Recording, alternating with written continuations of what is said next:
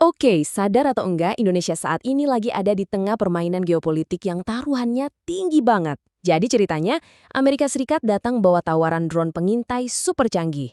Kedengarannya bagus kan? Tapi, ada tapinya.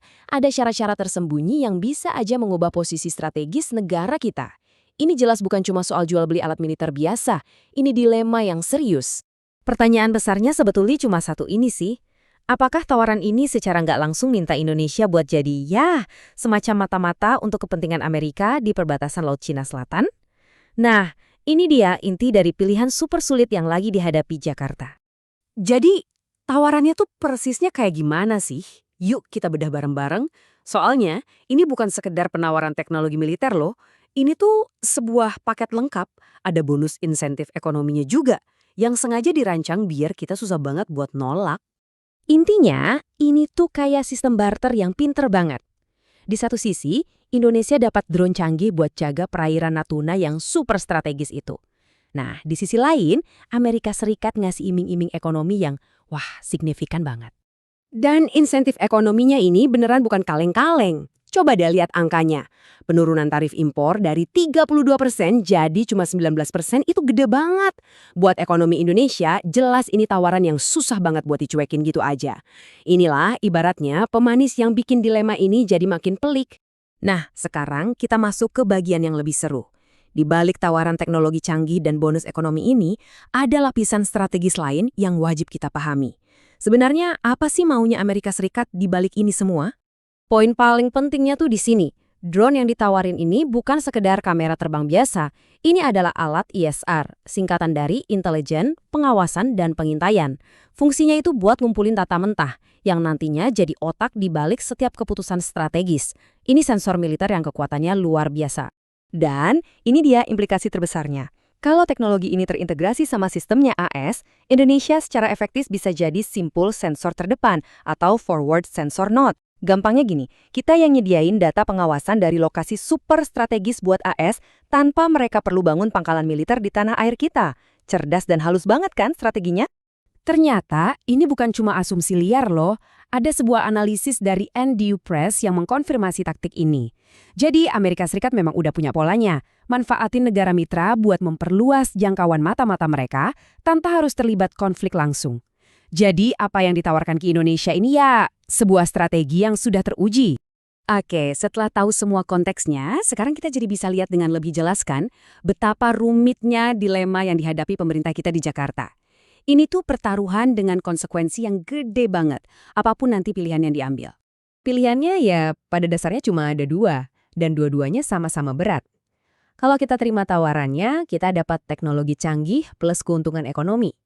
Tapi kalau kita tolak, kita bisa menjaga kedaulatan data dan prinsip netralitas kita. Masing-masing pilihan punya harga yang harus dibayar loh. Coba kita bedah lebih dalam lagi ya. Kalau terima kita dapat teknologi ISR dan keringanan ekonomi. Itu nyata, tapi risikonya, kita bisa kehilangan kontrol data kita sendiri dan yang paling bahaya, bikin Cina marah. Sebaliknya, kalau kita tolak, kita bisa jaga prinsip bebas aktif kita. Tapi, ya siap-siap aja biaya dagang jadi lebih mahal dan hubungan sama AS mungkin jadi sedikit dingin. Nggak ada pilihan yang gampang di sini. Tapi, yang penting buat diingat, posisi Indonesia di sini tuh nggak lemah-lemah amat dalam negosiasi. Kita punya daya tawar. Dengan kita udah beli drone dari Turki dan lagi ngembangin program drone dalam negeri kayak Elang Hitam, Indonesia itu ngirim pesan yang jelas ke AS, kita punya pilihan lain kok. Kita nggak bergantung 100% sama kalian. Nah, disinilah letak resiko yang paling rumit dan mungkin paling berbahaya dari semuanya. Ini bukan lagi soal spesifikasi teknis drone-nya, tapi soal gimana keputusan Indonesia ini bakal ditafsirkan oleh negara lain, terutama oleh Cina. Ungkapan ini pas banget buat situasi ini. Nggak peduli apa niat asli Indonesia, kalau China mempersepsikan pembelian drone ini sebagai tanda bahwa Indonesia mulai berpihak ke Amerika, maka reaksi mereka ya bakal didasarkan sama persepsi itu, bukan fakta teknisnya. Terus apa akibatnya kalau persepsi berbahayanya ini udah terbentuk? Wah, efek dominonya bisa merugikan banget. Pertama, tekanan politik dari Beijing pasti bakal naik. Kedua, kita bisa aja lihat operasi zona abu-abu di Natuna makin menjadi-jadi. Kapal-kapal mereka bisa jadi lebih agresif.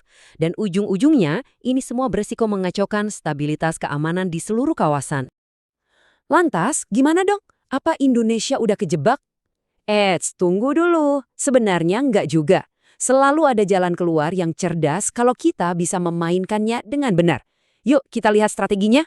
Kuncinya ada di 3 langkah cerdas ini. Pertama, negosiasi.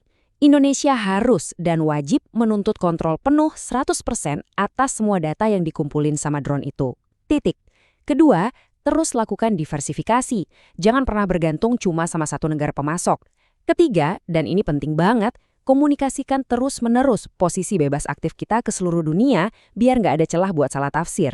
Jadi, pada akhirnya, ini bukan lagi sekedar soal terima atau tolak. Tantangan yang sesungguhnya adalah gimana caranya mengubah tekanan geopolitik yang besar ini menjadi sebuah peluang strategis. Gimana caranya Indonesia bisa memanfaatkan teknologi Amerika untuk kepentingan nasionalnya sendiri, tapi di saat yang sama tetap bisa menjaga kedaulatan dan keseimbangan strategisnya.